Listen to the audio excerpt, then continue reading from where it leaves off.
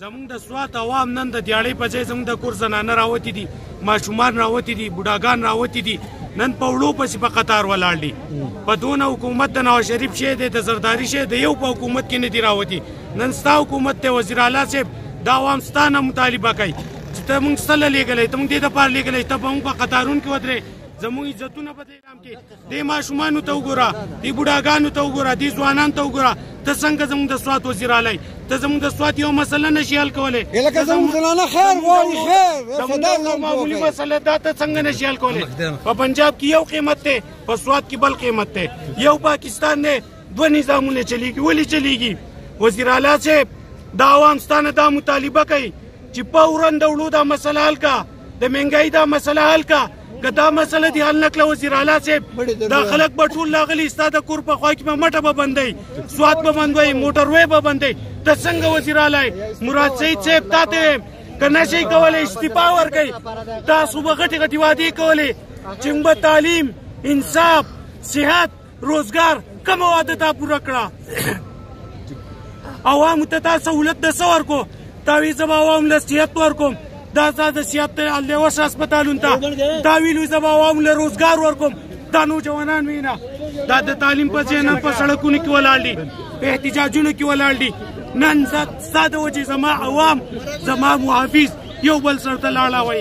ولې لاړاوئ؟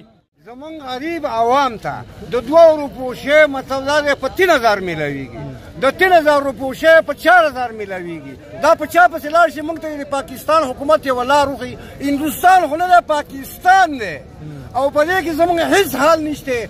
زنانه په دې ملک کې داسې ولاړې مطلب یو یې په کوڅو ټېل وهي، بل یې په کوڅو ټېل وهي چې وړه نه میلاویږي. ځای په 1300 روپۍ ګټو وړه دي دلته، او هغه ګټو وړه خر نه خوري او دې مسلمانانو ته یې ورکوي، او هغه په 1300 هم نه میلاویږي. هغه وړه چې کم دي هغه د خوراک خوړل دي. حکومت موږ ته سبسډي ورکړې ده، مجبوري ده. څه مجبوري ده؟ مجبوري ده، کاروبار نشته. زما په خپله 2 میاشتې وشي زه په کور ناست یم، که نه؟ څوک چې کار نه کوي څوک دله 15 روپۍ نه درکوي. ولې چې هر سړی ځان له مجبوره دی. دا ټول چې راغلي دي د 200 وزګار نه دي، دو راغلي دي په دې سرو وړو پسې، په دې چوکرو پسې. دا هغه وړه دي چې دا خلکو به موږ خپلو ساورو ته غورځولې، اوس مجبوري ده راته غاړه شوي دي، موږ یې اخلو. مهرباني دې حکومت وکړي که سبسډي پې ورکړي او چوکر را باندې نه خرڅوي. مهرباني دې وکړي موږ لري د وړو کوالټي ښه کړي. یوه دویمه خبره دا ده چې موږ انسانان یو، ځناور نه یو. دویمه خبره دا ده چې دا وړه چې کوم راځي یو علاقې ته، په هغه علاقه کې مثال 1000 کورونه وي، 1200 کورونه وي. اخر یاره تاسو سوچ وکړئ 20 وړې ولا څه دي؟ چې چونو ته وګورئ، غړو ته وګورئ، معامله ډېره زیاته خرابه ده. زموږ خو به لږ ډېر به داسې موږ به مزدوري وکړو، لاس وکړو، ځان به داسې خلک شته چې هغو ته رسم یو کړي، بل چا هم سوال وکړي. مهرباني حکومت دې مهرباني وکړي، زموږ پاکستاني وو په موږ باندې دې رحم وکړي. میلاویږي د دکاندارانو د 10 ورکوي، نو هغه د هفتې نه مخکې د هر یو دکاندار 40-50 که د خامخا خپل پردي هغو له یې ورکوي. په هفتو هفتو پسې دا خلک ځي وایي دا موږ 2 هفتې 3 هفتې مخکې نوم لیکلی دی.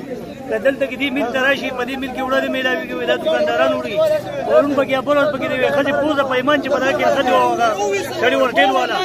نو دا زنانه راځي سهار د شپې راځي ځان ته اور بل کړی، راځي غریبانو خلکو کار نشته، روزګار نشته، دیاړي نشته، او دوی ته یو شی نه میلاویږي. نو لکه اخر موږ ته هم څه طریقه کار دی وښایي چې موږ څه کار وکړو. زموږ خو هم نوره څه لار نشته.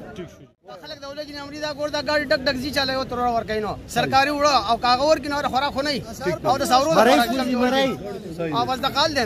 نو نور څه ګران دی؟ یوازې وړو مسله هر شی ګران دی چې موږ به 15000 روپۍ باندې ډک رشکه بو هغه نن په 25000 روپۍ سسته بازارونو کې لاړ شه. هر شی ګران دی، هر شی. نو د کور ګزاره څنګه کېږي؟ هر شی دونه ګران دی، هېڅ هم ګزاره نه کېږي. دا خلک راوتې خلک د ولې نمرې ته څونه پکې مړه شو، په دې 2 ورځې کې څونه خلک د ولې نمرې شو. هیلپ کول غواړي چې زمونږ سره چې دا وړه خو راته دغه ته ورسول بره اسمان ته، چې د مځکې باندې خو موږ پرېږدي که نه، موږ پاکستاني نه یو. د دې ګرانۍ سره خبره دا ده چې وروره په ملک کې لکه نه روزګار شته نه کاروبار شته وروره، او لکه حالت ډېر سخت